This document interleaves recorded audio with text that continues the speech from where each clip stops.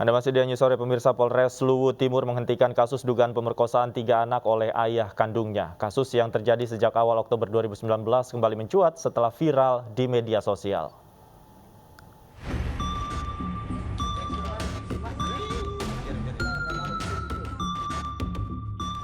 9 Oktober 2019, seorang ibu mendatangi Polres Luwu Timur untuk melaporkan dugaan pemerkosaan ketiga anaknya oleh ayah kandungnya sendiri.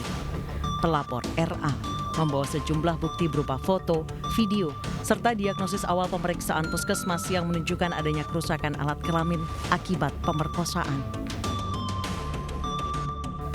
RA melaporkan mantan suaminya, SA, seorang aparatur sipil negara di Kabupaten Luwu Timur, karena diduga memerkosa 3 anak kandungnya yang masih berusia 8 tahun, 6 tahun, dan 4 tahun. Namun upaya RA mencari keadilan pupus di tangan polisi. Polisi melakukan penyidikan ulang hingga melakukan visum kedua yang menyatakan tidak ditemukan trauma kekerasan seksual pada tubuh korban dan mengabaikan bukti awal yang dibawa pelapor. Hingga akhirnya polisi menghentikan kasus ini. Terduga pelaku juga masih bebas. Salah satu alasan penghentian kasus ini oleh polisi juga disebut karena kondisi kesehatan mental pelapor. Kasus ini kembali mencuat ke publik 2 tahun kemudian setelah kisah RA viral di media sosial. Lembaga Bantuan Hukum Makassar menyurati Mabes Polri terkait kasus pemerkosaan 3 anak oleh ayah kandungnya. LBH Makassar meminta kasus yang telah dibekukan Polda Sulsel dibuka kembali.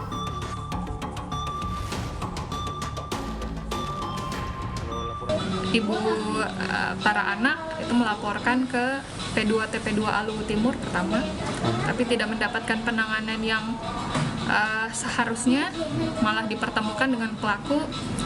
Nah, dari situ prosesnya juga ibunya mencari bantuan sendiri, mengurus sendiri tanpa bantuan hukum, sampai kasusnya dihentikan pada 19 Desember 2000, bahwa 2 visum menyatakan tidak ada kelainan.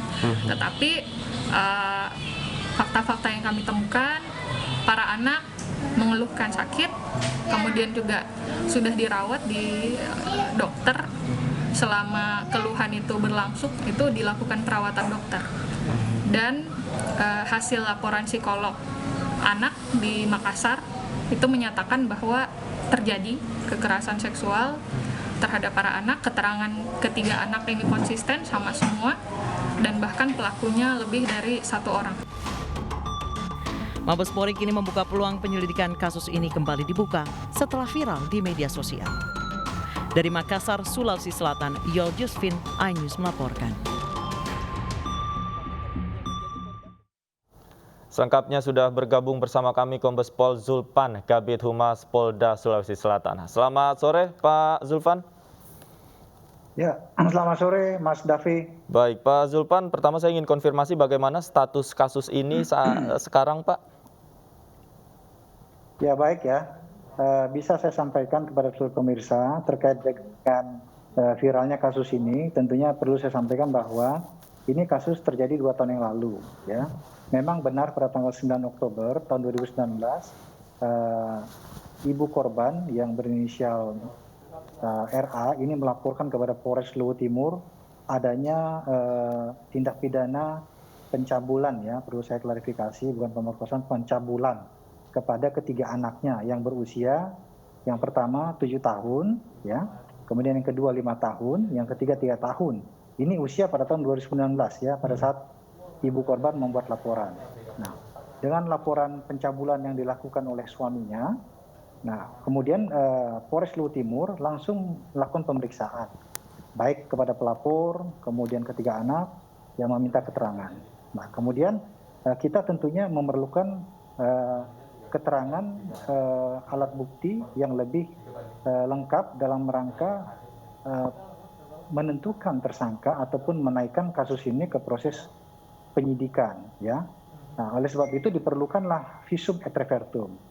Nah, kita sudah melakukan visum 2 kali. Yang pertama adalah di Polres Malili di Kabupaten Luwu Timur, ya. Hasil visum ini secara garis besar saya bisa sampaikan bahwa itu tidak ditemukan adanya kekerasan seksual, tidak ada luka-luka pada alat kelamin ketiga anaknya, tidak ada lecet dan sebagainya. Tentunya hasil visum ini adalah di atas sumpah jabatan daripada pembuat visum. Kemudian karena ini juga kurang membuat nyaman hasil visum ini daripada ibu korban, dilakukan visum kedua, yaitu pada tanggal 11 November 2019 di Rumah Sakit Bayangkara, Kota Makassar. Hasil visum kedua pun secara garis besar yang merupakan kesimpulan dan rekomendasi daripada dokter yang menangani atau melakukan visum tertuang dalam berita acara kita dalam hasil yang diterbitkan oleh Rumah Sakit Bayangkara adalah tidak ditemukan adanya luka pada alat kelamin ketiga anaknya, tidak ada lecet dan juga tidak ada tanda kekerasan seksual. Nah, sehingga dengan tidak adanya hasil visum yang mendukung terkait dengan adanya pencabulan, nah oleh sebab itu penyidik sudah melakukan gelar perkara pada saat itu, yaitu pada tanggal 5 Desember 2019 di Luwu Timur ya. Nah, di situ sudah diambil kesimpulan bahwa penyidik menghentikan penyelidikan kasus ini. Jadi kasus ini masih tahap penyelidikan karena tidak kuatnya cukup bukti yang mendukung adanya pencabulan. Nah, kemudian kasus ini juga sudah pernah dilakukan gelar perkara khusus di Polda Sulawesi Selatan pada tanggal 6 Oktober 2020. Yang di mana hasil dari gelar perkara khusus di Polda ini juga rekomendasinya adalah untuk menghentikan penyelidikannya karena tidak kuatnya bukti yang mendukung adanya pencabulan. Kemudian melengkapi administrasi terkait dengan penghentian penyelidikan oleh Polres Luwu Timur, gitu ya. Jadi kurangnya alat bukti yang menyebabkan kasus ini dihentikan. Kemudian apakah ada kemungkinan untuk melanjutkan kasus ini kembali, Pak? Dan jika memang dimungkinkan untuk melakukan itu, apa saja yang dibutuhkan, Pak? Ya, tentunya kita mengajak kerjasama daripada pihak korban, terutama ibu korban, apabila ada bukti-bukti baru atau istilahnya novum ya di dalam Kitab Undang-Undang Hukum Pidana kita terbuka untuk membuka kembali kasus ini. Ya, kita terbuka ya, tetapi kan dari pihak korban ini belum pernah menyampaikan kepada Polres Luwu Timur maupun Polda Sulsel ya terkait dengan adanya temuan-temuan baru yang mungkin yang ramai di media sosial. Ya, kami selalu terbuka apabila ada temuan baru. Kita akan lakukan nanti pemeriksaan ulang. Tetapi perlu saya sampaikan bahwa pencabulan ini adalah bisa diketahui apabila hasil visumnya mendukung. Ya, kejadian 2019. Nah, kita pada saat itu langsung kita lakukan visum.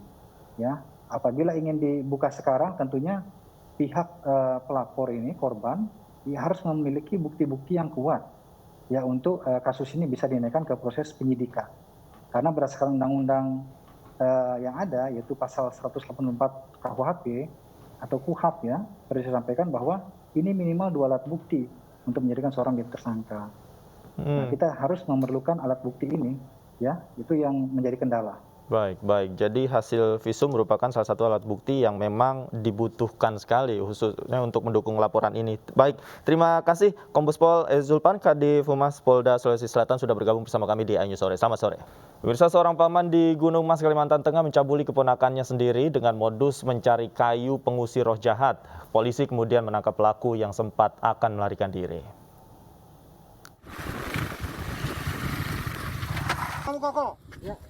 Petugas menangkap pelaku pencabulan terhadap anak di bawah umur di Kabupaten Gunung Mas, Kalimantan Tengah. Pelaku yang sempat melarikan diri berhasil ditangkap dan digiring ke Mapolres Gunung Mas. Penangkapan ini atas laporan keluarga korban. Pelaku menyetubui anak 14 tahun yang merupakan keponakannya sendiri.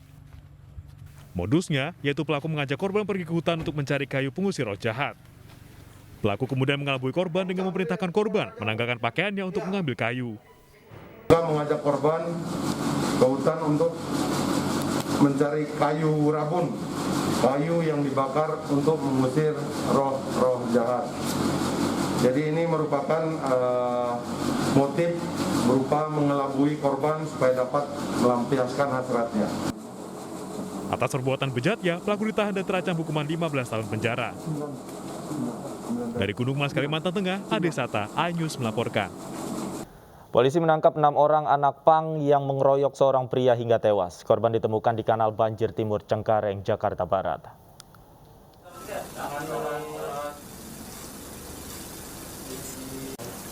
Sekelompok anak pang ditangkap polisi karena mengeroyok seorang warga Jalan Subur, Kapuk Cengkareng, Jakarta Barat. 6 tersangka pengeroyokan ditangkap polisi di wilayah Bogor setelah beberapa hari pengejaran. Kelompok pang ini sebelumnya berkelahi dengan korban saat bersama-sama menenggak minuman keras. Diduga kelompok pang tersinggung dengan perkataan korban yang punya latar belakang juga pernah menjadi anak pang. Di mana korban ini perlu diketahui bahwa sebelumnya merupakan anak pang juga. Ya, korban NS merupakan mantan anak pang. Dia bertemu dengan kelompok anak pang, mungkin dia merasa bahwa saya bagian dari mereka. Ya, jadi mereka berkumpul, ya, minum di situ alkohol jenis ciu. Akibatnya mungkin ada salah paham atau salah berbedaan persepsi, cekcok lah. Di mana korban mengeluarkan kata-kata kasar lah. Disitulah awal mulanya. Pada 1 Oktober lalu, seorang pria ditemukan tewas di Kanal Banjir Timur Cengkareng dengan sejumlah luka di tubuhnya. Sebelumnya, korban dan rekannya sempat baku hantam dengan sekelompok anak pang saat pesta minuman keras. Dari Jakarta, Miftahul Gadi, iNews melaporkan. Kanwil Kementerian Hukum dan HAM Sulawesi Tengah memeriksa sipir yang diduga menganiaya warga binaan di Lapas Kelas 3 Parigi. Akibat penganiayaan, ratusan napi mengamuk dan merusak serta membakar fasilitas.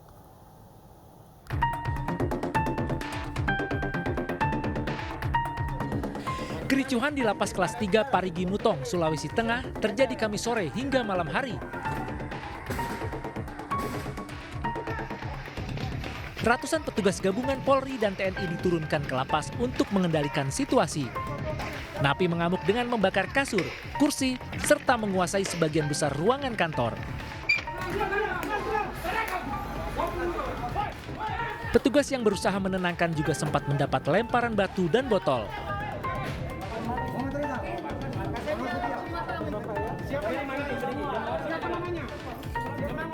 Para narapidana marah karena mengaku dipukul oleh sipir setelah kedapatan menyimpan telepon genggam di dalam sel. Aniaya sebagai macam 5 orang tadi dianiaya, itu spontanitas, tidak ada provokator sebagaimana. Kami minta keadilan, adapun kesalahan kami dari teman-teman, jangan langsung main pukul. Baik. Ya, jangan langsung main pukul. Hanya masalah sepele ini, Pak. Lapas Kelas 3 Parigi hanya masalah sepele. Mereka langsung main pukul. Ini contohnya teman-teman kami yang 5 orang. Para narapidana kini sudah mulai tenang setelah ditemui Kepala Kanwil Kemenkumham Sulawesi Tengah. Sementara sipil yang diduga memukul napi serta sejumlah saksi narapidana telah diperiksa. Satu orang itu bicara. Evaluasi juga atas evaluasinya beberapa pegawai yang melakukan atau nanti dalam pemeriksaan berikutnya terbukti melakukan perilaku yang tidak semestinya sebagai petugas kepada warga binaan akan dilakukan pemeriksaan oleh penyidik. Kondisi lapas kini sudah tenang dan sejumlah perbaikan tengah dilakukan, namun petugas gabungan masih berjaga. Dari Parigi Mutong, Sulawesi Tengah, Jamie Hendrik, iNews melaporkan.